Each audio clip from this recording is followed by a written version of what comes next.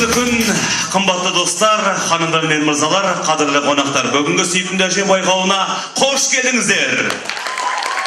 Добрый вечер, уважаемые гости! Сегодня мы приветствуем вас, наши дорогие зрители, на самом добром и творческом городском конкурсе «Моя любимая бабушка». Ваши аплодисменты! Олай болса, қымбатты достар, сүйкімді әже байқауының қатысушыларымызбен, біздің сүйкімді әжелерімізбен таныс болыңыздар. Сегодня на нашем конкурсе, уважаемые зрители, примут участие самые обаятельные, самые артистичные и самые талантливые бабушки города Кокшетау. Давайте их поприветствуем. Алдарыңызда бірінші қатысушымыз Шоқан Уәлиханов атындағы Көкшетау мемлекеттік университетіне келіп жатқан Исенова Алма Рахимжановна, 4 немеренің әжесі. Бабушка под номером 2. Дмитриенко Светлана Юрьевна, средняя школа номер 6. Бабушка 3 замечательных внуков. Алдарыңызда келесі қатысушымыз Көкшетау техникалық институтына келіп жатқан Сейітова Нағима Байманқызы, 14 немеренің әжесі. Алдарыңызда нөмірі 12-ші орта мектебінен келіп отырған 7 немеренің әжесі Асқарова Бекеш Абдуллақызы, достар, қошеметтеріңіз. Краснояр нөмірі 1-ші орта мектебінен келіп жатқан 7 немеренің әжесі Шаймұратова Рақия Жұмкеновна. Алдарыңызда 9 немеренің әжесі Біржан Салатына музыка колледжінен келіп жатқан Жандәулетова Гүлшат Қайратовна. Алдарыңызда нөмірі 12-ші орта мектебіне келіп жатқан 9 немеренің әжесі Мұстабина Аягөз Садвакасовна.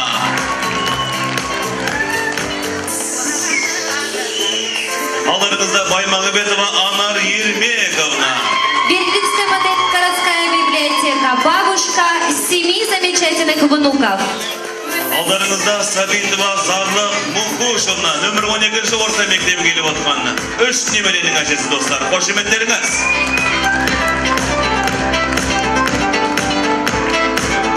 Бурными аплодисментами поприветствуем нашу следующую бабушку. Бирюкова Людмила Ивановна, средняя школа номер 7. Бабушка 5 внуков, ваши аплодисменты. Сонымен қымбатты достар, біздің сүйкімді әжелерімізге қошеметтеріңіз қайда? Уважаемые гости, уважаемые наши участницы, а сейчас разрешите мы представим наше многоуважаемое жюри, от которых сегодня зависит, кто же из вас станет лучшей бабушкой города. Олардың өздерін тамашалап, сарапқа салып, әділ бағасын беретін біздің қазылар алқасымен таныс болыңыздар. Итак, приветствуем председатель жюри. Председатель отраслевого профсоюза работников культуры, спорта и информации Тайтукова Гульнара Мусырмановна, ваши аплодисменты. Член общественного совета Акмолинской области Марченкова Галина Альбертовна, аплодисменты. Представитель городского совета ветеранов Самаева Кульмаш Тойкеновна. Балалар музыка мектебінің оқытушысы Әміржана Светлана Сұлтанбековна, достар, қошеметтеріңіз. Шахмет Құсайынов атындағы Қазақ музыка драма театрының актрисасы Букешева Маржан Арыстанбек қызына қошеметтеріңіз, достар. Ну что ж, уважаемые наши жюри, уважаемые наши зрители, давайте сейчас под бурные аплодисменты проводим наших бабушек для подготовки к первому туру. Ваши бурные аплодисменты. Самые замечательные, самые талантливые, самые артистичные бабушки сегодня на... Екінші тапсырма, екінші кезең байқауымыздың шығармашылық, яғни вокал, би билеу, ән айту деген сияқты. Третий конкурс, это, Катя, твой любимый конкурс? Да, я думаю, что третий тур — это любимый всех тур. Называется он «Приятного аппетита». И в этом туре наши бабушки все продемонстрируют свои кулинарные способности. Я думаю, что все вы их поддержите. Еще раз давайте поаплодируем сегодня нашим замечательным участницам. Олай болса, қымбатты достар, біздің әжелеріміз байқауымыздың бірінші кезеңіне дайындалғанша сіздердің алдарыңызда Қуат Нығыметов әнші ұлымызды сахнаға шақырайық. Қарсы алыңыздар, жаяу.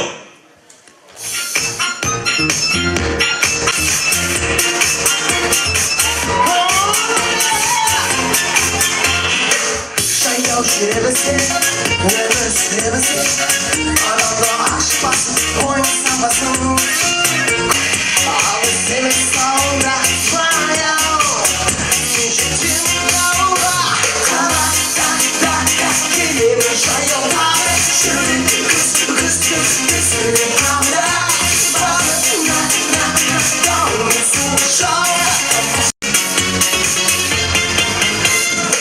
Бақыт қылмасыне, мінемін таксиге, пайдалы тез алырға жаяу кетемін.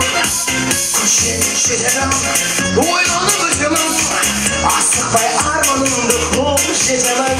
Жаяу, алыс емес тауында баяу, жетемін ауылға, қалада келемін жаяу тағы, жүрек күз-күз-күз-күзінен қамда. Дауыл суық жауға, тамаша табиғат, жаяу жанды.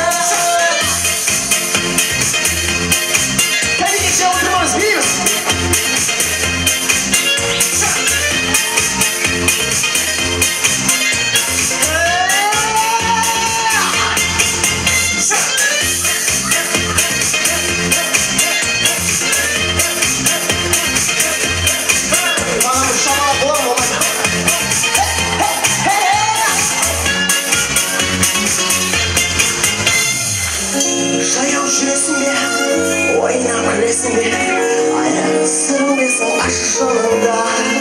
Сабырлық жасау, жаяу жүресің, жүзерің күндесің, бәрі қолында.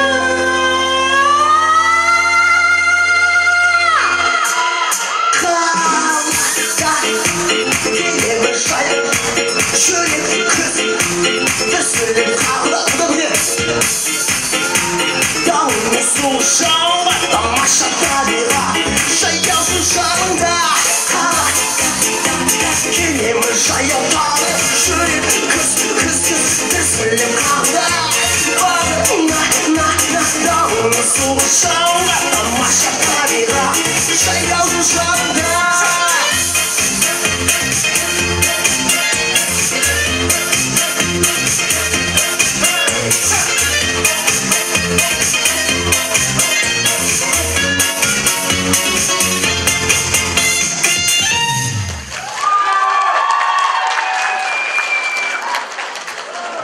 Сонымен қымбатты достар, алдарыңызда алғашқы біздің қатысушымыз, біздің ең сүйкімді әжелеріміздің бірі Исенова Алма Рахимжановна. Қарсы алыңыздар.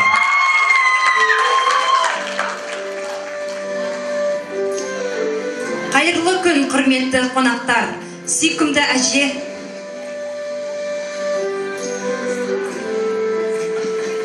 Байқауына қатысқалы отырған сүйікті жар, аяулы ана, ардақты әже, Шоқан Уәлиханов атындағы көп салалы колледжде және дайындық бөлімінде этникалық қазақтарға орыс тілін меңгертіп жүрген ұлағатты ұстазымыз, бірнеше тілде сөйлей алатын тұлға Исенова Алма Рахымжанқызы сахна төрінде қарсы алыңыздар.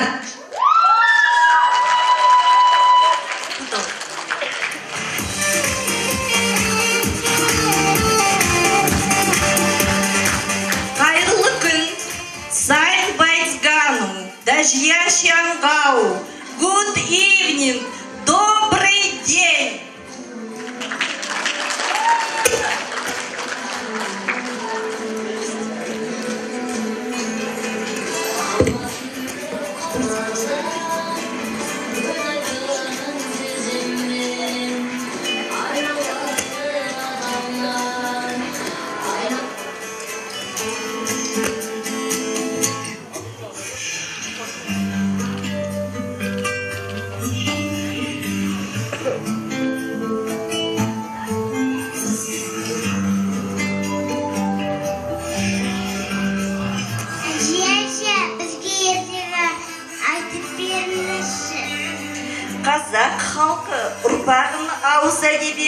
үлгілермен тәрбиелеген дана халық қой. Ендеше тыңдарыңыздар.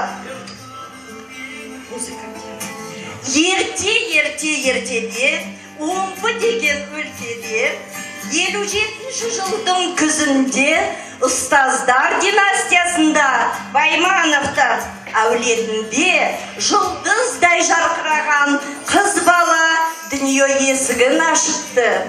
Сол мезетте әкесі Рақымжан Темірбекұлы Алматыдағы Абай атындағы Каспийге оқуға түскен соң қызына Алма деген есім беріпті. Қыз бала ақын әкесінің қызықты бір шаруа бар өмірінде, оқу оқып білім ал жас күнінде деген өлең жолдарын жадына тыйып, ғылым мен білімге ғашық болып өседі. Өмір жолын ұстаздыққа арнап, білім алып, сан мыңдаған шәкірт тәрбиелейді. Тұрмыс құрып ана болса, көп замай немере сүйіп, аялы да ардақты әже болады. Ал енді сол адамнан, әжеден ең бақытты адам жоқ екен. Осымен менің ертегім аяқталды.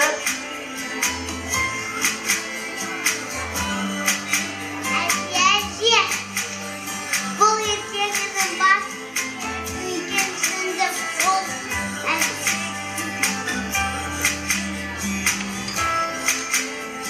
Айшалайын ағажы, шикінді мен данажы, денсаулығы мықты боп, жасай берсі жан әжем. Көргеніңіз Ботақаным.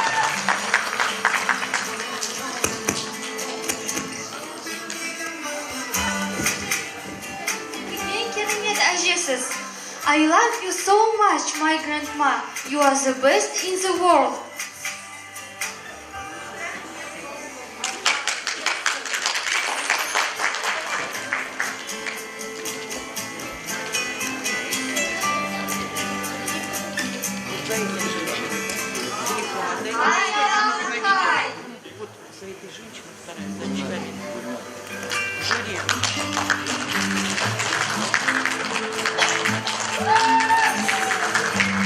Уважаемые зрители, ваши бурные аплодисменты нашей первой участницы. Она очень волновалась, ей было нелегко. Поэтому давайте каждую из участниц будем поддерживать бурными аплодисментами. Сегодня они оставили все свои заботы и пришли сюда, чтобы выступить перед вами на этой замечательной сцене. Давайте такими же теплыми аплодисментами встретим нашу следующую участницу.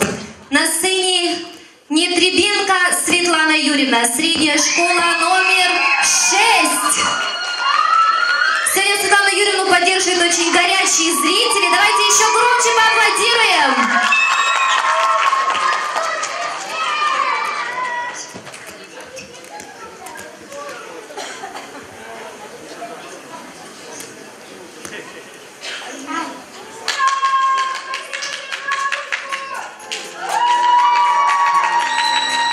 Нетребенко Светлана Юрьевна, бабушка троих замечательных внуков, ваши аплодисменты.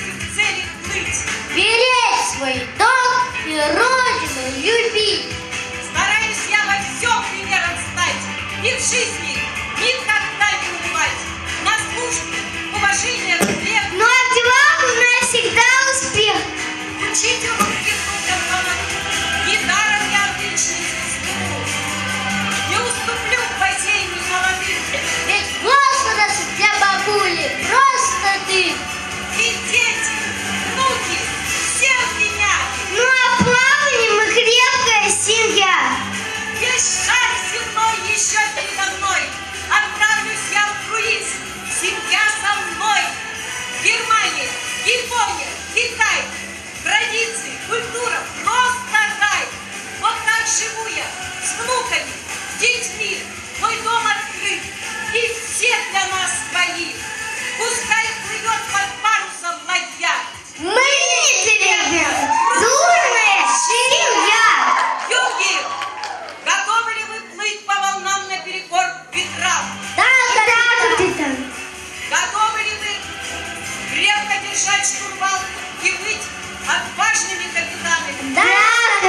капитан. Готовы ли вы идти первым курсом? Да, капитан. Ну, хорошо. Пусть ваши паруса всегда наполняет попутный ветер. Пусть экипаж ваших друзей будет верным и преданным. Пусть небо над вашими кораблями будет безоблачным и мирным. Всем путам вам под килем, юнги! Есть, капитан.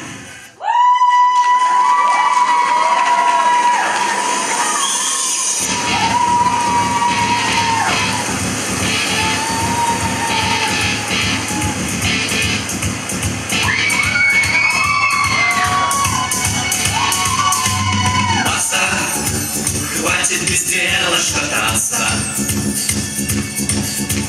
Баста, мы рождены домой, братцы.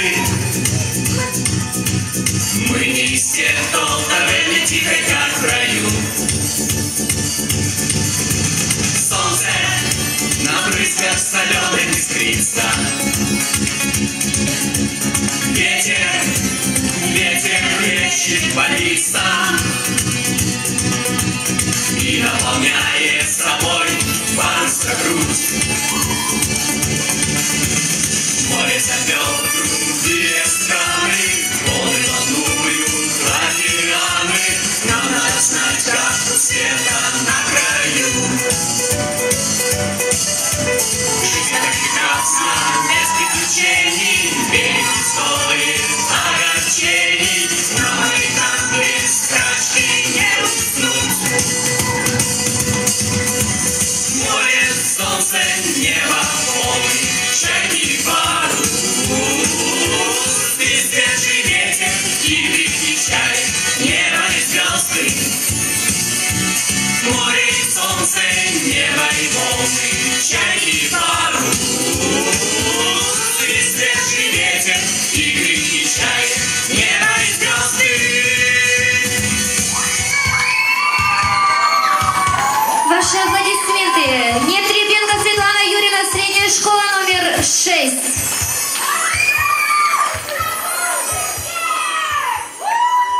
Қымбатты достар, қошеметтеріңіз, алдарыңызда келесі біздің қатысушымыз Көкшетау техникалық институтынан келіп отырған Сейітова Нағима Байманқызы. Қарсы алыңыздар.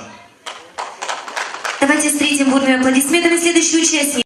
Сейитова Нағима Байманқызы, Көкшетауский технический институт.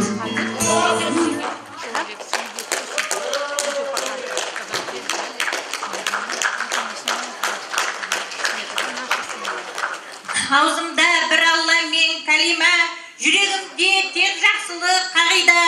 Өр қазағым амансың ба, алдыңда Сейітова Байманқызы Нағима. Көңіліме күмбірлеген күн тұнды, жасқа арнадым өнегемді сүйіп түрлі. Салиқалы қыз боп өсіп, ал бүгін адам бастым әже болып сүйкімді.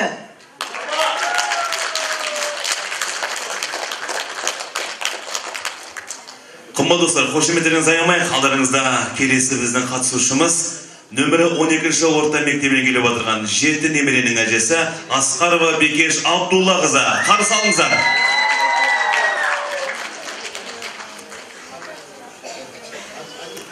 Қымбатты достар, қошеметтеріңізді аямайық. Қарсы алыңыздар. 4-ші қатысушы Асқарова Бекеш Абдуллақызы. Нөмірі 12-ші орта мектебіне келіп отырған 7 немеренің әжесі.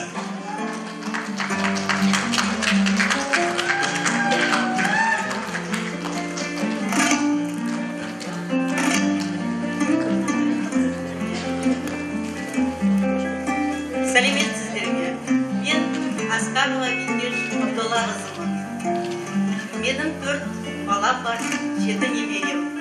Мен осы сайыста шақырған ұжымға рахметін айтуға келеді. Достар сарайының ұжымына үлкен рахмет. Осындай бізді әжелерді әкеліп, ауруларымызды ұмыттырып, давленияларымызды қойғызып, біз немерелеріміз үшін интернетқа да кіреміз, ағылшын тілінде жаттаймыз, бассейнде жүземіз. Осы сайысқа да келіп күресуге дайынбыз. Осы интернет ашып отырып, бір жақсы сөздер таптым. Сіздерге оқып берейін. бала деген бал екен, бал дегенім бала екен. Немеренің бойында бар жақсылық бар екен. Туған балан жай ғана, демесен де жат бітін. Нағыз бала ойласаң, немерен екен, тәтті екен. Немереміз көп болсын, ақылды болсын, ойлы болсын. Енді мен бос уақытымда немерелеріме тоқыма тоқимын. Осындай бөкебай, бас киім, осы сайыста арқаланып отырып, өзімнің құрбымды, Жазираны құттықтағым келіп отыр. Осы жуырда өмірге немересі келді. Қошемет.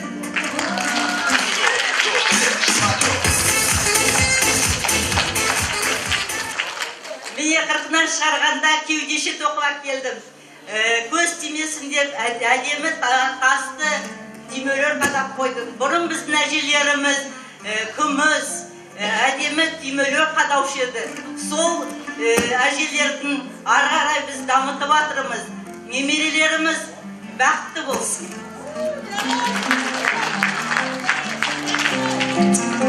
Қымбатты достар, қошеметтеріңіз алдарыңызда келесі.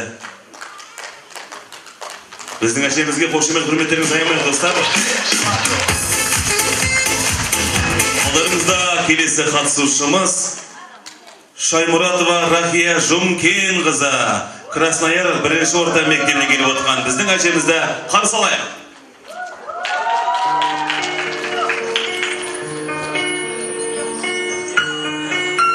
Рахия Жумкена дочь, может всем всегда помочь.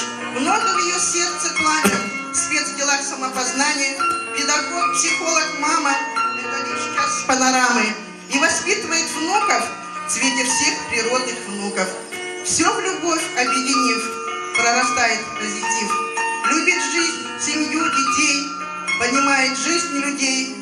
Какое счастье бабушкой быть, детей своих детей внучат любить.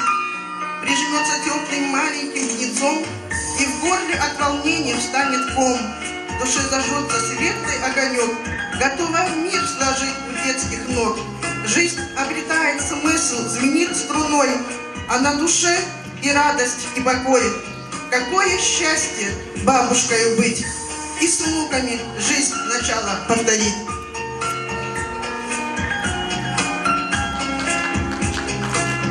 Меня зовут Рахия Жумкена, родилась в 1963 году, село Васильковка, имею 3 детей, все они замужем, у меня 7 внуков.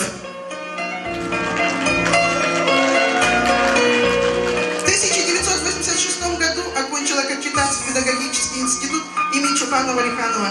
Я преподаю предмет самопознания 5-й год. Я в 2015 году получила как лучший учитель самопознания в первом городском конкурсе 1 место. В городе Шортанды лучшее портфолио учителя. В 2017 году 1 место лучшее эссе.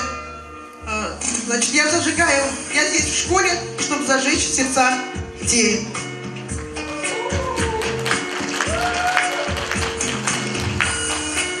Мое жизненное кредо – никогда не сдаваться, не поддаваться жизненным трудностям, идти вперед и не останавливаться.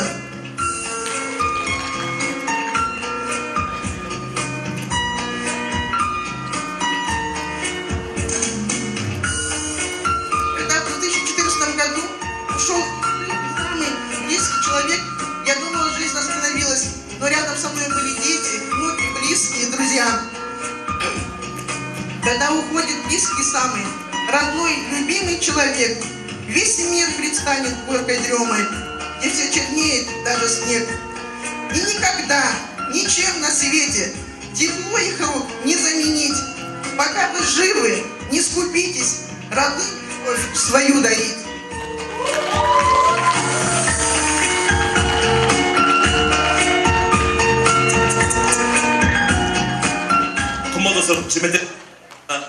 Келесі біздің қатысып Біржан Сал музыкалық колледжіне келіп отырған Жандәулетова Гүлшат Қайрат қызы достары. Қарсы алыңыздар.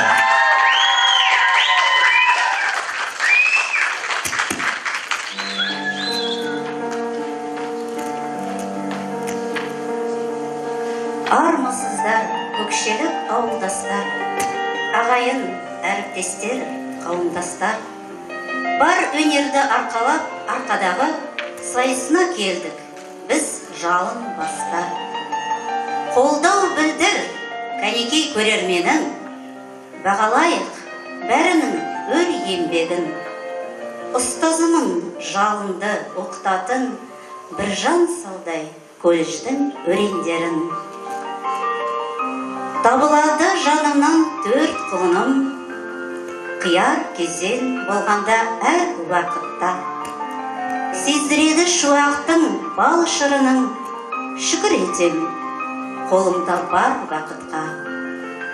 Сан жар болды мейірімі көңілімнің, жан анашым, жанымның қарашығы. Қобыз ойнау бөлшегі өмірімнің, өнер деген өмірдің дара шыны.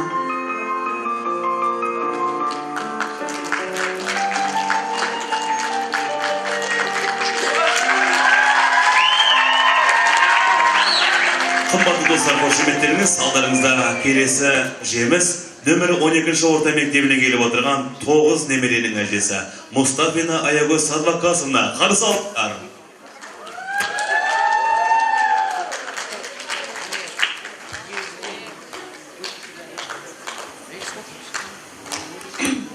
Арайлап атып таңдарым, қызарып батқан күндерім, қызақты өткен жылдарым, немерелеріммен ажарлы. Әдептен мен де озбайын, өзімді сәл таныстырайын. Есімім мен Аягөз Садвақасқызы, жасым 63. Бір ұл 2 қыздың анасымын, 9 немеренің әжесімін. 2 немерем Астанада оқуда университетте, 2 немерем жоғары колледж Көкшетауда, 3 немерем 12-ші мектепте, 2 немерем дайындық сыныбында оқиды. Мен өзім ауылдан келіп, осы балаларымды, немерелерімді бағып отырмын. Мен балаларымды мақтан етемін. Әзірлейміз тамақты, дайындаймыз сабақты, мектепке де барамыз, әулетке де барамыз. Жайын ойлап ұл қыздың бабын ойлап немере, шаршамаймын мен мүлде. Бабын ойлап ұл қыздың жайын ойлап немере, шаршамаймын мен мүлде. 5 күн өтер жұмыспен, демалыста боспын мен, шақырғанда әрдайым тойдан қалмаймын. Жайын ойлап ұл қыздың бабын ойлап немере, шаршамаймын мен мүлде. Жайын ойлап ұл қыздың бабын ойлап немере, шаршамаймын мен мүлде.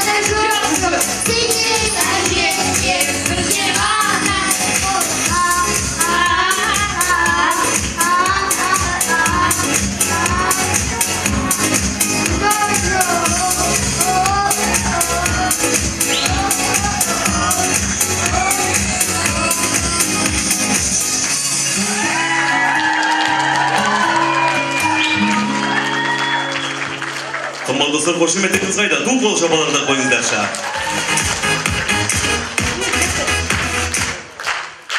Алдарыңызда біздің келесі қатысушымыз Баймағамбетова Ана Ермекқызы. Қарсы алыңыздар. Берлинская модельная городская библиотека. Бабушка семерых внуков. Армыстар жиналған халқым менің, үміт қылмай сақтаған ата салтын. Халқыма өнермен келіп едім, әрдайым болар мен жүзім жарқын. Таныстырып өтейін уа халайық, руым кәдір Кирдиярдың тегі болам. Анар атты Баймағамбеттің келіні болам. 3 баладан 7 немере сүйудемін. Көпшілікті көңіліммен тоярмаған. Көп айтып, өз жайында не қылайын, өнермен одан да таң қылайын, сахнаның төрін сән қылайын. Бүгінгі сайысқа мен 2 немерем келіп отыр. Лейла 7 жасар, 3 жасар әнелі.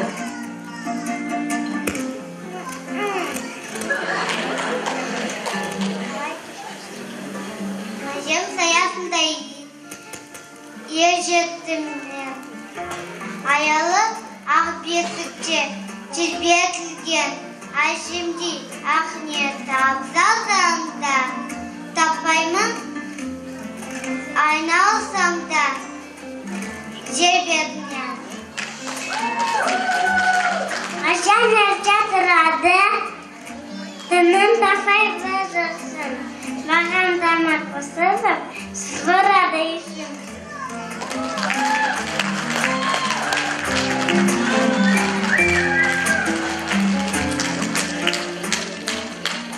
Қымбатты достар, алдарыңызда қошеметтеріңізді қойғанда, әжелердің құрметіне алдарыңызда келесі қатысушымыз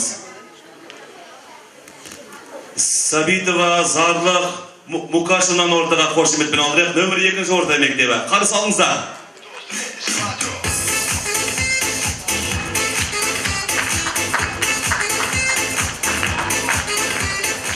Сәлеметсіздер ме, қалайық? Добрый день, уважаемые гости. Good morning. Guten Tag. Я представляю вторую школу номер 2, и сама работаю в школе номер 3, в школе лицея, учитель русского языка и литературы, ну, на пенсии. Так. Сәлем берген сіздерге, зарлық деген әжемін.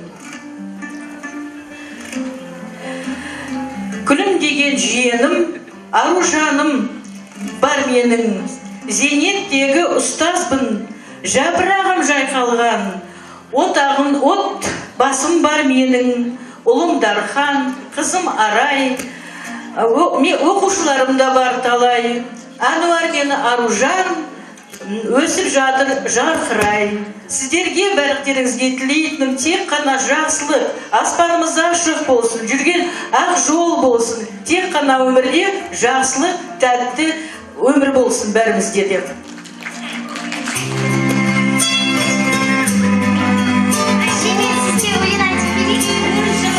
Мен сені қой құлным маған өлең айтып бергісі келеді, әже туралы тыңдаңыздар. Асыл әжем, ғасыр әжем аңсаған, сағынышым сары ормандай самсаған.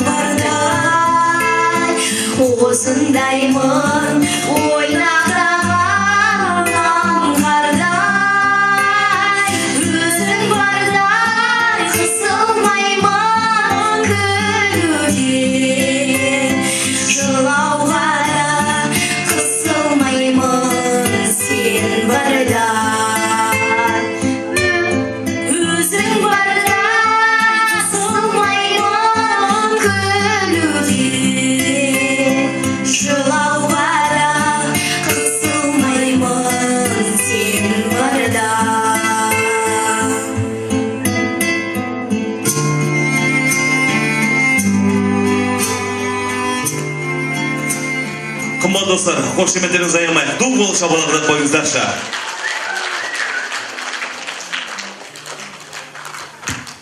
Приветствуем нашу следующую бабушку. Бирюкова Людмила Ивановна, средняя школа номер 7. Уважаемые гости, ваши аплодисменты.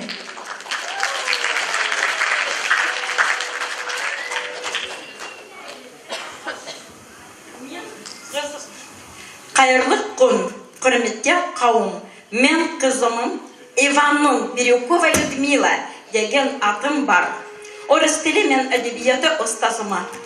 46 жыл оқушы баларға Пушкин, Лермонтов, Абай менен Шәкәрімде өйретіп келе жатқан мұғаліммен сүйемін кітап оқыды. Білен жаттып, ән айтып, немерелермен өз уақытты отбасымды бақтанышпен айта аламын. Жан сіреген әке бала әкесі, екі келін, 5 немере. Бирюков Николай Зейнеткер 50 жылдай көрсетті елге еңбегін. Біз көп ұлтты отбасымыз. Әжем менің әжем, ақылын беріп өйреткен. Мөрімен тәрбиелеп, негізін үлгі еткен. Ертегі айтып, өқтатып, ән-жырымен тербеткен. Я живу, как умею, я живу, как могу. Я детей своих взрослых больше жизни люблю.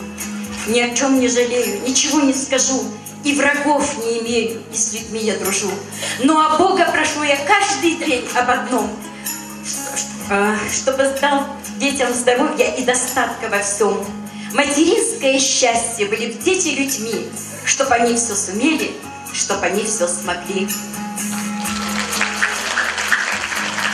Дорогие друзья, ваши бурные громкие аплодисменты, наша бабушка. Сонымен, қымбат достар, біз жалғастырайық. Осымен байқауымыздың бірінші кезеңі аяқталды. Біздің әжелерімізбен таныс болыңыздар. Келесі кезеңде сіздердің алдарыңызда Балақай балалар студиясы. Қарсы алыңыздар, әдемі-ау.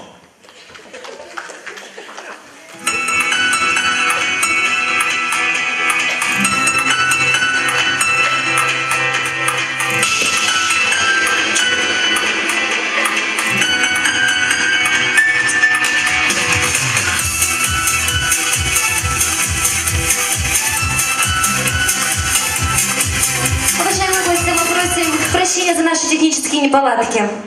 Давайте еще раз поприветствуем нашу первую участницу во втором туре «Творческий». Это один из самых интересных туров. В этом туре мы узнаем, какими же творческими способностями обладают наши бабушки. На сцене Исенова Алма Рахимжановна встречаем. Глубокие руки шире, не спешите, 3-4, бодрость духа, грация и план. Алма Рахымжанқызы жан-жақты тұлға. Ақын әкесі Рахымжан Темірбекұлының өлеңдер жинағын баспа бетіне түсіріп, келешек ұрпаққа аман етіп қалдыруды міндет етті. Назарларыңызға кітапты ұсынамыз. Сүйкімді әже Алма Рахымжанқызы немерелерімен салауатты өмір салтын ұстанып, спорттың керемет түрлерінің бірі көркем гимнастикамен айналысады. Кіші немере қызы Айлин қалалық облыстық байқаулардың жүлдегері. Алма әже немерелерімен әр таңын жаттығу жұмыстарынан бастайды. Ендеше әже мен немерелер өнерін тамашалаңыздар. Глубокие руки шире, не спешите, 3-4, бодрость духа, грация и пластика. Общее укрепляющее, утром отрезвляющее, если же пока еще гимнастика. Общее укрепляющее, утром отрезвляющее, если же пока еще гимнастика.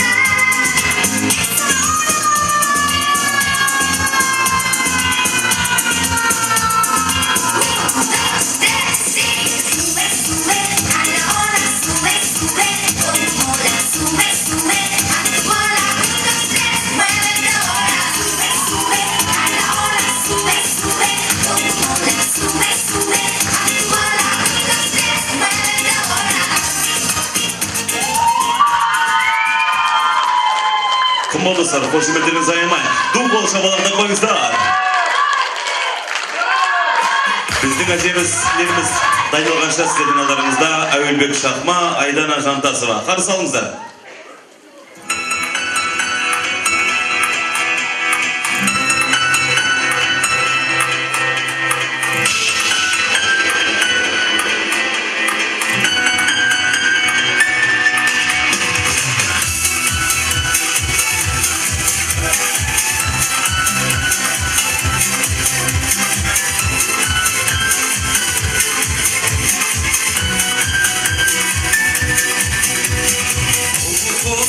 Жерден гүл іздейді, көтерін құстарынан бір іздейді.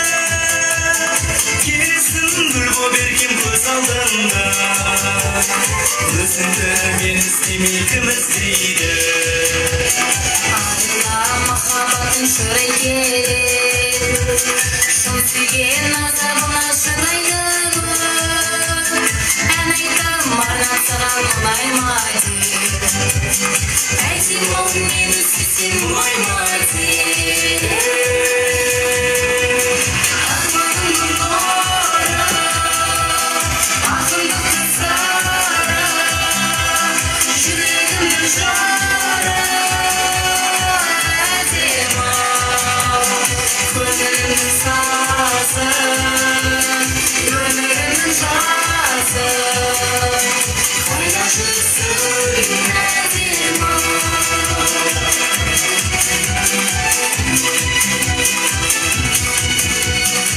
Өзің ғой өміріме сән бергендей, дүниеде саған ару тең келгендей.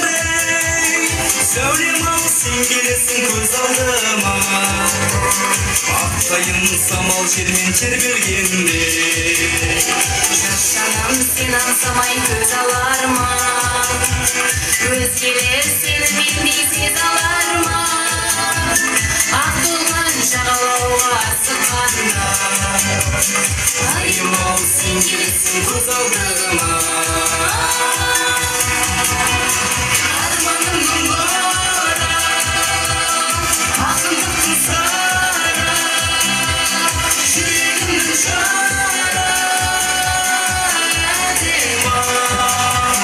Көңілімнің сазы, өмірімнің жазы, қайда жүрсің әдемі.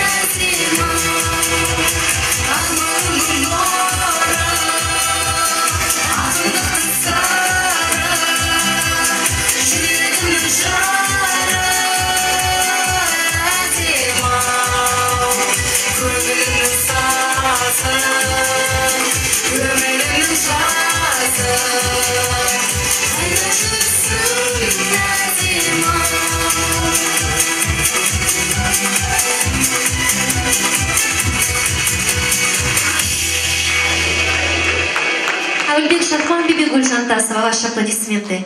На сцене бабушка по номерам 2, Нетребенко Светлана Юрьевна, средняя школа номер 6.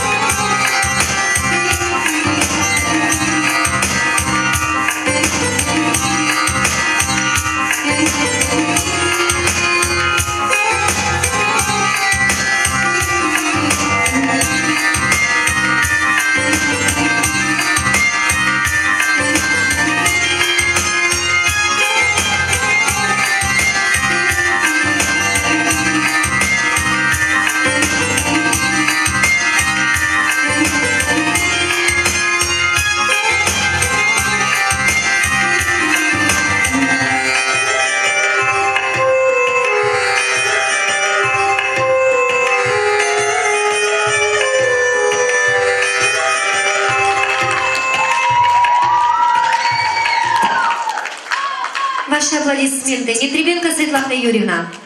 Қымбатты достар, алдарыңызда келесі қатысушымыз Сейітова Нағима Байманқызы. Көкшетау техникалық институтына келіп отырған біздің қатысушымыз ортаға алдырайық. Қарсы алыңыздар.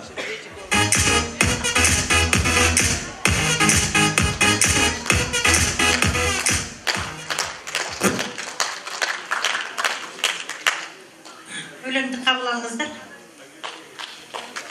Ой жыры.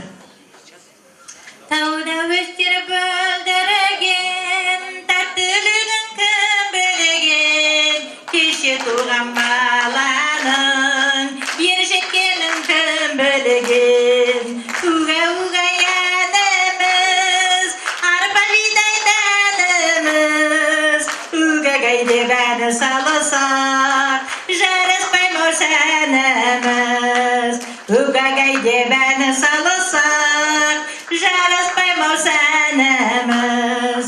Оңға жері ауламның, ой бол секен уғай-ай, күн досында елімде, той бол секен уғай-ай.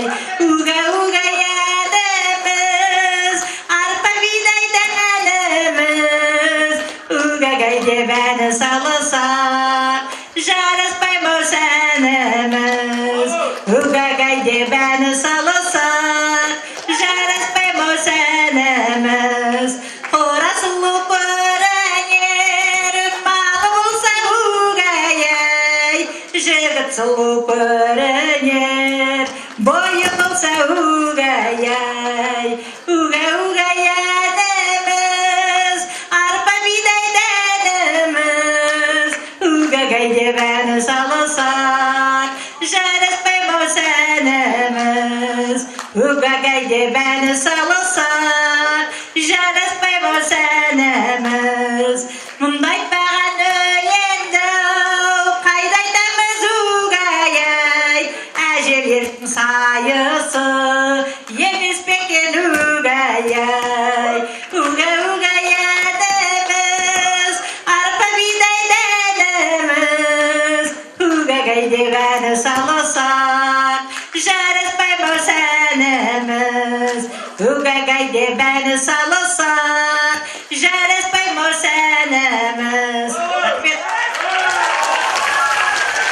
Қымбатты достар, қошеметтеріңіз аямайық. Алдарыңызда келесі қатысушымыз өзінің өнерімен Асқарова Бекеш Абдуллақызы, нөмірі 12-ші орта мектеп. Қарсы алыңыздар.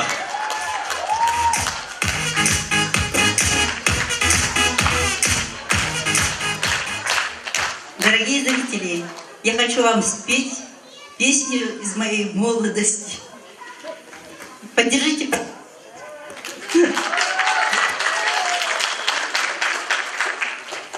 Там, где клен шумит над речной волной, говорили мы о любви с тобой. Опустел тот клен, поле бродит гла, а любовь, как сон, стороной прошла. А любовь, как сон, а любовь, как сон, а любовь, как сон, стороной прошла. Сердце очень жаль, все случилось так, гонит осень даль, журавли кося четырем ветрам. Грусть печаль разнет, не вернется вновь, это лето к нам не вернется вновь, не вернется вновь, не вернется вновь, это лето к нам. Ни к чему теперь ни цветы дарить, ни к чему теперь за тобой ходить.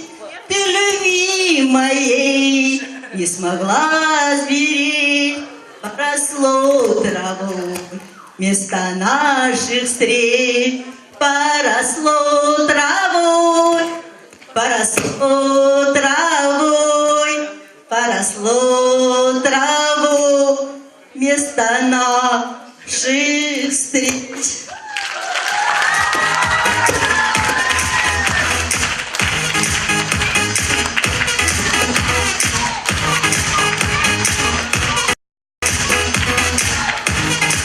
қымбатты достар, алдарыңызда келесі әжемізді, өнерлі әжемізді сахнаға шақырайық. Алдарыңызда Шаймұратова Рахия Жұмкеновна, Красная нөмірі 1-ші орта мектебінен келіп отырған біздің сүйкімді әжемізге қошемет қайда.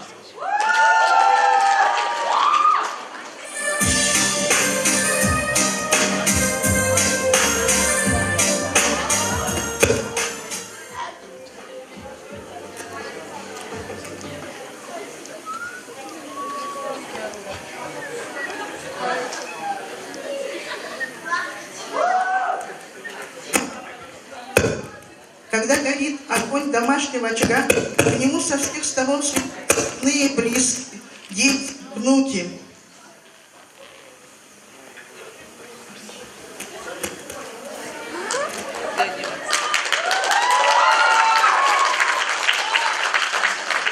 Не грусти, что волосы седеют, береги себя и не болей, потому что нет на белом свете человека ближе и родней.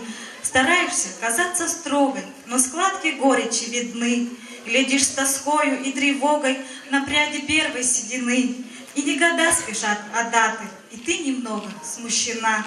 Ты знала радость и утраты, знай, что ты лучшая, как мама, бабушка, жена. В тебе источник всех моих побед, моих успехов и душевной силы. Ты, Апашка, самый в мире близкий человек. Спасибо тебе, милая, за это.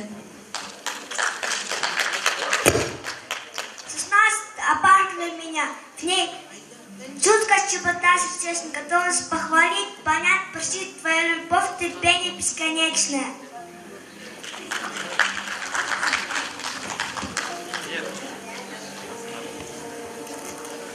Твой голос в школе ясно слышу я. Он силы придает и вдохновения. Меня ты рад поддержать во всем, а если надо дать решение.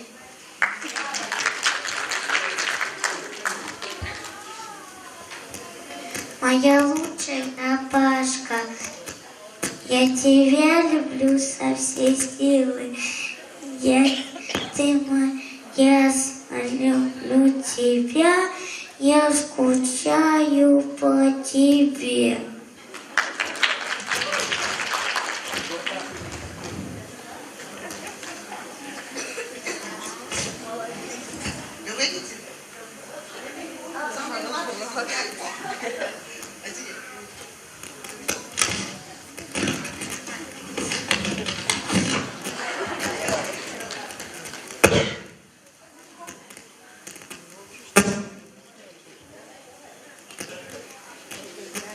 Мама любимая,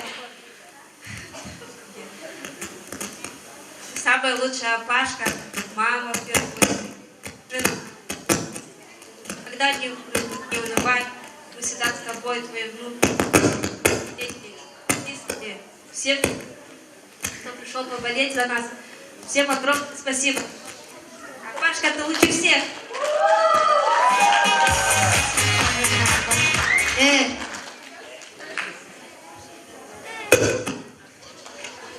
А сейчас специально моя внучка нас поет песню.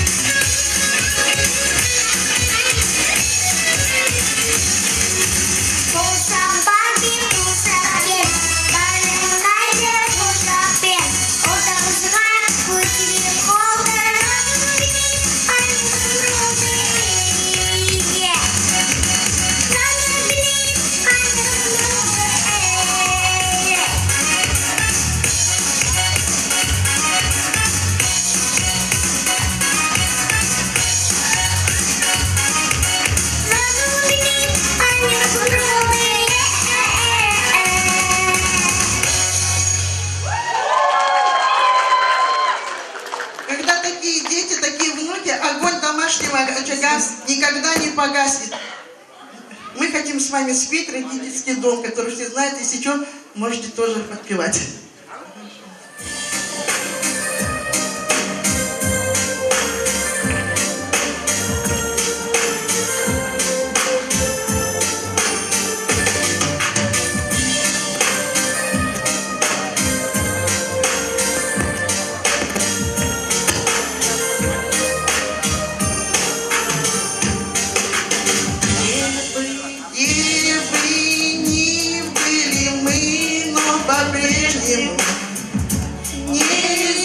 Неизменно уверены в том, что нас встретит с любовью и нежностью наша пристань. Родительский дом, родительский дом, начало, ты в жизни моей надежный причал. Родительский дом, пускай много лет горит в твоих окнах свет.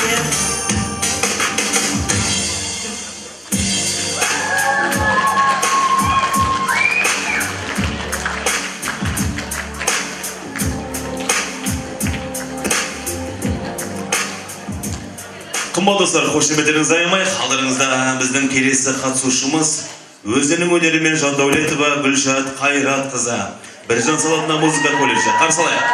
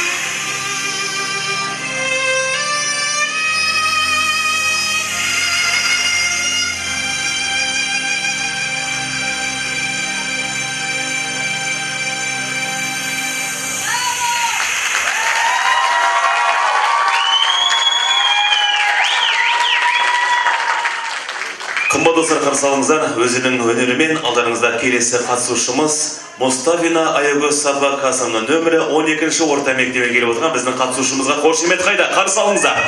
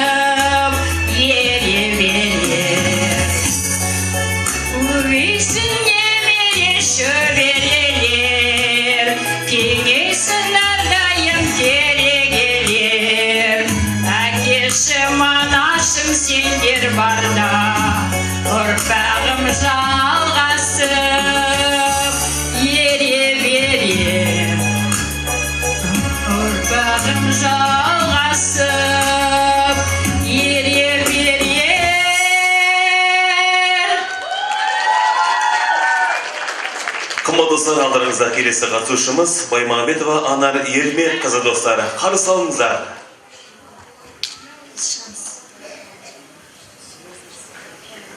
Давайте поддержим нашу следующую участницу бурными аплодисментами. Баймагамбетова Анна Ермековна, Белинская модельная городская библиотека.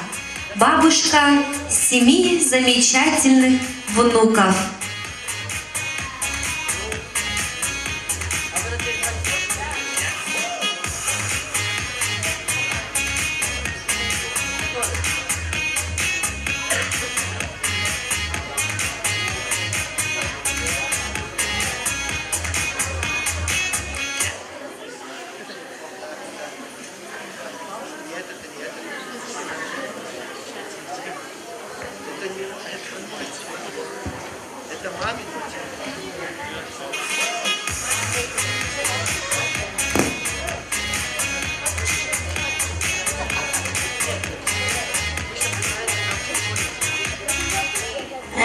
Амансыңдар ма, қарақтар?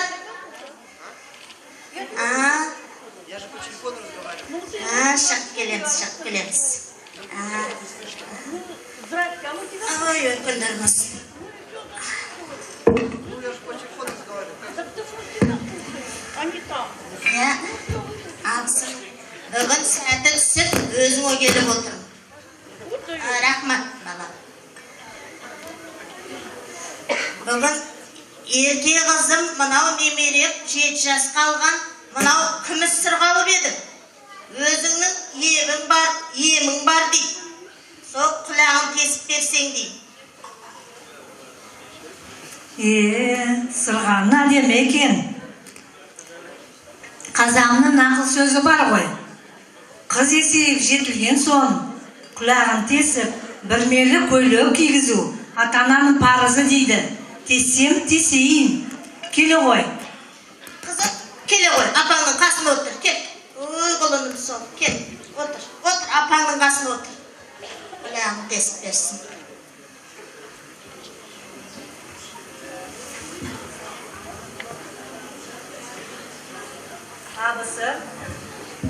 Абысым, құлақ тесудің да әдісі бар ғой. Құлақтың сырғалығын тарымен уқалап, жанын кетіріп, содан соң инемен теседі. Инемен тесіп, құлағына жіп кигізеді. Содан соң жіпті күнәра айналдырып, сырғытып отыру керек. Келінжан, естідің ба? Бұл жұтпай бәрі Әрине, орындаймыз айтқанын. Ботам, енді сен міне сырғалы қыз болдың. Енді сырғаны сылдырын білдіртпей жүресің. Қыз баланы 7 жастан үй жұмыстарына араластырған. Барлықтарыңыз білетін шығарсыздар. Қазақтың 7 деген сан қасиетті сан деп есептейді. Бұрынғы әжелеріміз айтатын, сырға тағып жүрген қыз баланың жүрісі де сезілмей қалған дейтін. Ал абысын, немереңіздің құлағын күнәра майлап, жібін әрі-бері сырғытып, содан соң жазылып кеткеннен кейін 7 күннен кейін күміс сырғаны тағыңыз. Рахмет. Саламыз, келін тыңдадың ғой, майлап құлағына жағып отыр. Әрине жағамыз. Құлағы тесілген қызға бүрмелі көйлек, үкілі тақия кигізеді. Қыз балаға сәніне сән қосылады. Қызыңыздың жүріс-тұрысына сеп болады.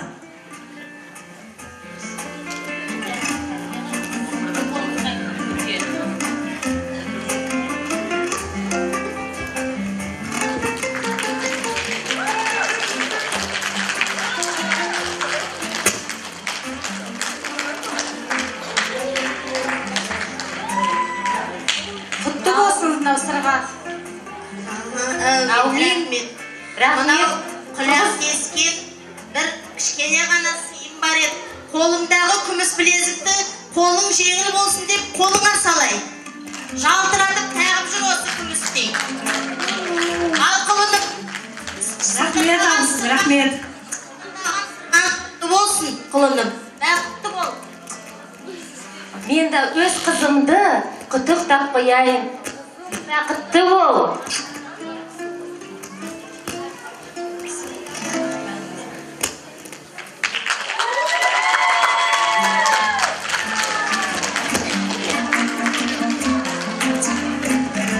Қымбатты достар, қошеметтеріңіз. Алдарыңызда келесі біздің қатысушымыз өзінің өнерімен Сабитова Зарлық Мукашевна нөмірі 12-ші орта мектеп, 2-ші мектепте келіп жатқан біздің әжемізді ортаға алдырайық. Қарсы алыңыздар.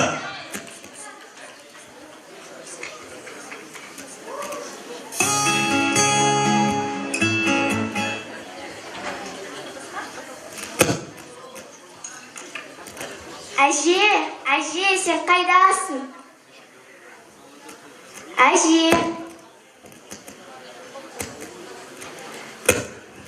Әже, бұл гүл сізге. Жаным, рахмет саған. Сыйлығыңа. Рахмет. Ой, Ануарды келді. Әже, біз сізге бір өлең айтып берейікші? Иә.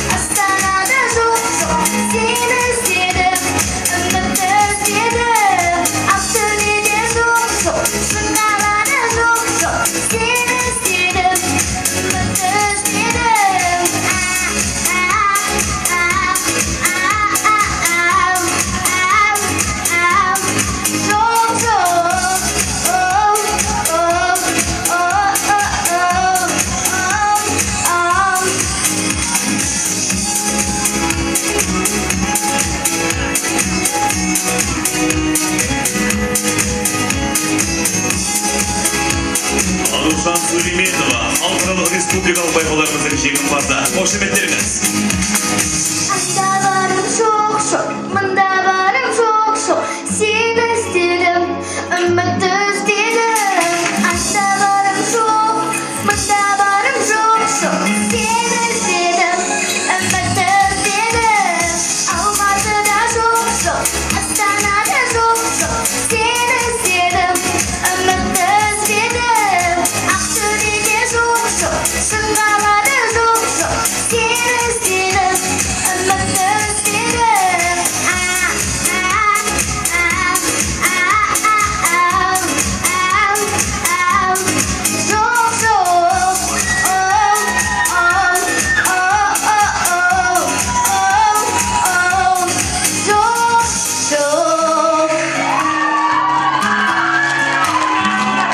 Ваши аплодисменты.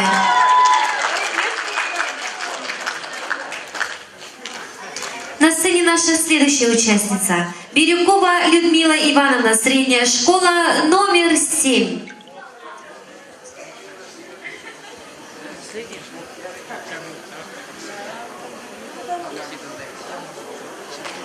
уважаемые зрители. Недавно пришел День учителя. И я хочу всех учителей еще раз поздравить с праздником.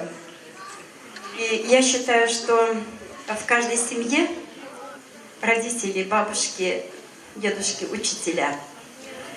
Устаз. Ғалымда шахтерда басыятын, ұстазым бар сенің қасиятын. Алтын берген, ойы берген, қуат берген, көз алқынан кетпейді асыл бейнен. Ұстазым, ақылшы дос, ой арманым, өзіне арналады аяуланым.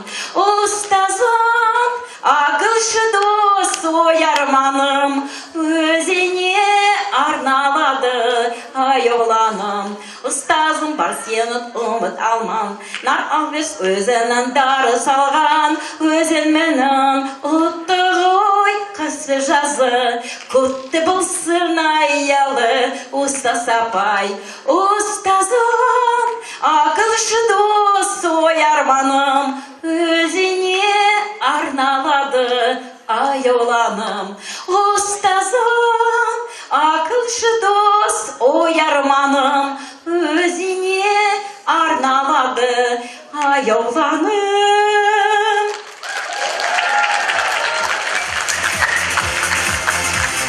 Сонымен, қымбат достар, қошеметтеріңіз аймақ біздің сүйкімді әжелерімізге ду қол шапалақтап қойыңыздаршы. Енді қымбатты достар, байқауымыздың ең соңғы кезегіне келіп жеттік. Ол манаға ас адамның арқауы дейді. Ендеше біздің әжелеріміз бүгінгі байқауға қандай тағам дайындап алып келіпті екен, соны барлығымыз тамашалаймыз. Қымбатты қазы балқасы, біздің әжелеріміз қандай тағам дайындағанын ауыз түйіп көріңіздер, дәм татыңыздар, сосын бағасын аймағай бере жатарсыздар. Ендеше қымбатты достар, ортамызда біздің алғашқы қатысушымыз Исенова Алма Рахимжановна достар. Қошеметпен алдырайық, қарсы алыңыздар.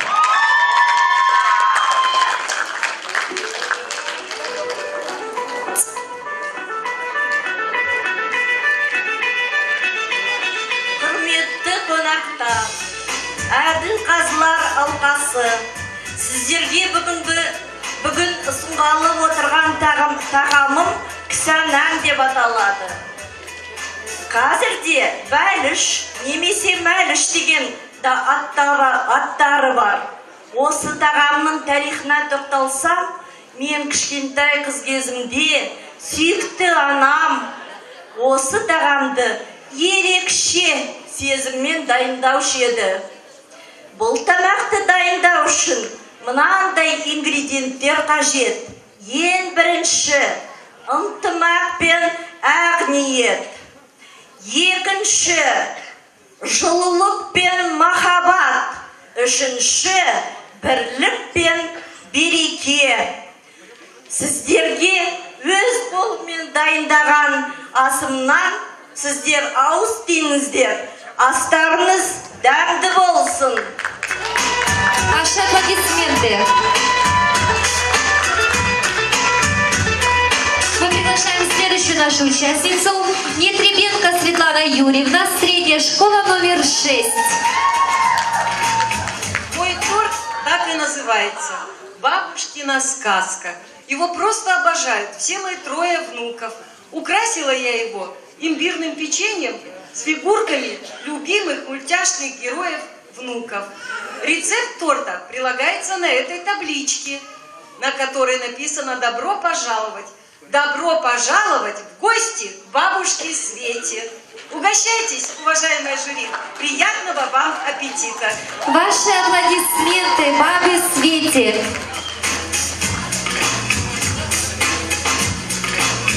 Татьяна, можно попробовать? Я думаю, что мы тоже попробуем обязательно и придем в гости ко всем этим бабушкам. Светлана Юрьевна, можно попросить вас выйти на сцену? Займите на почетное место. Сонымен қымбатты достар, алдарыңызда келесі қатысушымыз Сейітова Нағима Байманқызы достар. Қошемет қайда? Қарсы алыңыздар.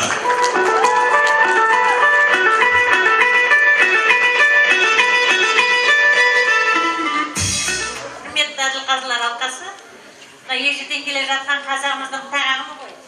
Мен құрт пен ірімшік қоспаға келдім. сосын шұжық бауырсақ. Соның дәмін татып көріңіздер. Өзіміздің ұлттық тағам. Рахмет. Аплодисменты. Не уходим, остаемся на сцене. А мы приглашаем нашу следующую участницу. Аскарова Бекеш Абдуллакызы, средняя школа, номер 12. Ваши аплодисменты.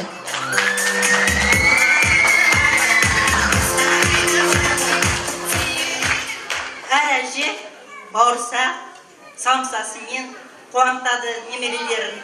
Мен де бауырсақты айтап келдім. Бірақ бүгін сіздерге келе жатыр қыс, тұмау, соны тұмауды алдын ала дайындалып, сондай тағам дайындадым. Бір лимон, бір киви, бір жасыл алма, бір имбирдің тамырын, екі үлкен қасық бал. Тұмау мен немерелеріңіз ауырмасын. Рахмет, сен осыны жегенде немере ауырмай ма сонда? Үлкендерге жеуге бола ма екен? Қымал достар, әжелерімізге қошемет білдіріп қойыңыздар. Алдарыңызда келесі қатысушымыз Шаймұратова Рахия Жұмкеновна достар. Қарсы алайық.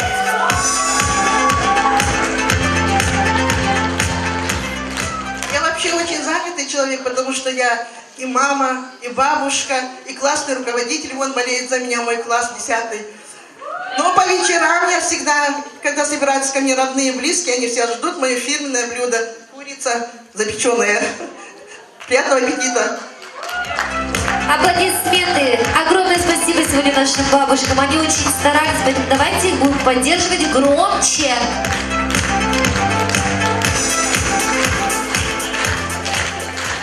Наше жюри, как настроение? Нормально? Вам вкусно?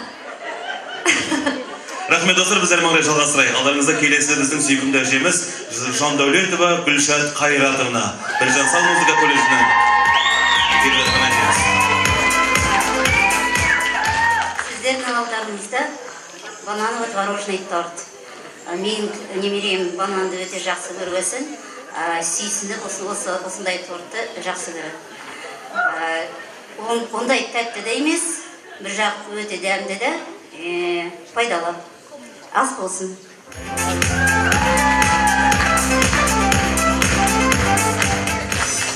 Қымбатты қазылар алқасы, торттан ауыз тиіп отырыңыздар. Біз әлі маңырай жалғастырайық. Алдарыңызда келесі біздің қатысушымыз Мұстафина Аягөз Садуақасовна, нөмірі 12-ші орта мектебіне келіп отырған біздің әжеміз.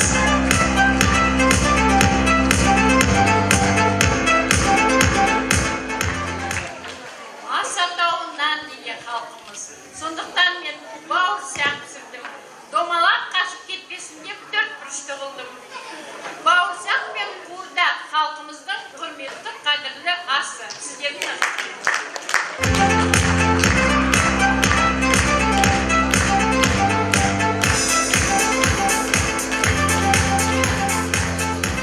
Қымал достар, алдарыңызда келесі біздің сүйкімді әжеміз Баймағамбетова Анар Ермековна. Берлинская модельная городская библиотека. Ваши аплодисменты. Құрметті қазылар алқасы, бүгінгі мен әзірлеп әкелген асым, еттен жасалған бәліш. Бұл бәлішті мен сүйкімді немерелерім келгенде әзірлеп беремін. Дәмін татып, астарыңыз ас болсын.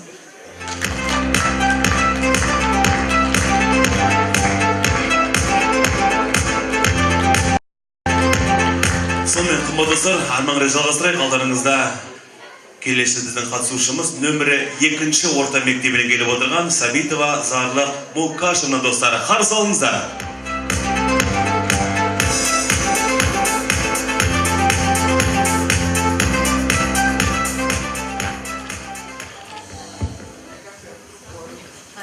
Құрметті қалайық, қазақ халқы қонақжай халқы, білесіздер. Мне сіздердің алдыңызға бәліш өз қолыммен пісіріп, бауырсақ қазақтың. В годы Великой Отечественной войны немало, вы знаете, немало людей, казахстанцев спасло, людей спасло в годы Великой Отечественной войны. С Кавказа, со Средней Азии приезжали, и всех наша страна, наша республика приветствовала. Вот эти вот баурсаки наши, везде они были. Пожалуйста, прошу вас, отведайте, испробуйте. Приятного аппетита. Огромное вам спасибо. Занимайте почетное место. Давайте поаплодируем. И встречаем нашу последнюю участницу Бирюкова Людмила Ивановна, средняя школа номер 7. Ваши аплодисменты.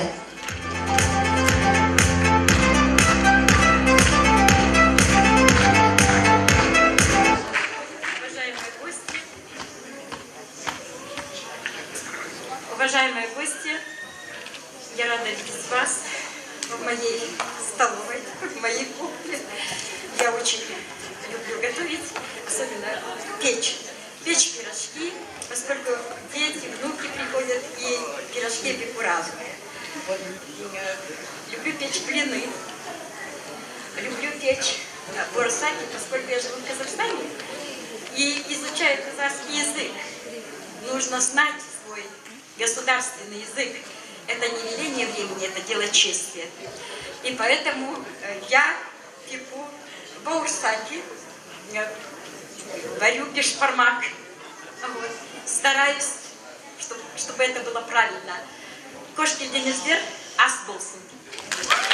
Рахмет. Ваши аплодисменты, наши последние участницы. Все сегодня бабушки были замечательными, талантливыми. Они проявили свои невероятные кулинарные способности. Я думаю, что жюри сейчас отведают ваши блюда и обязательно это оценит. Ну что ж, уважаемые гости, дорогие зрители, наш конкурс подошел к концу. Давайте под ваши бурные аплодисменты проводим наше многоуважаемое жюри в совещательную комнату для подведения итогов. Сонымен қымбатты достар, біз қазір алқасын ақылдасатын бөлмеге шығарып салайық, сіздердің қошеметтеріңізбен әрине.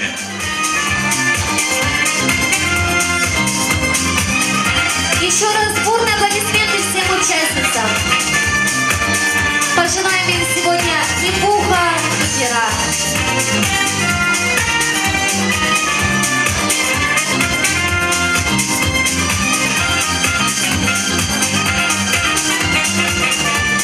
Әжелерге де көптен көп рахмет, сахна сыртына дайын тұрайық. Қошеметтеп бұл шабалғыдақ болыңыздаршы біздің сүйкімді әжелеріміздің құрметіне.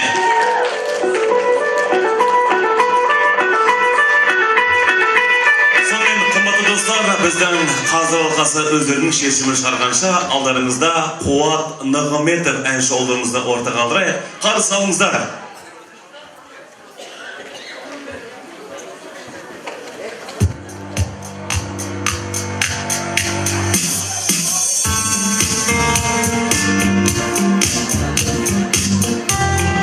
Дорогие друзья, поем вместе. Краска народная песня. Джулия!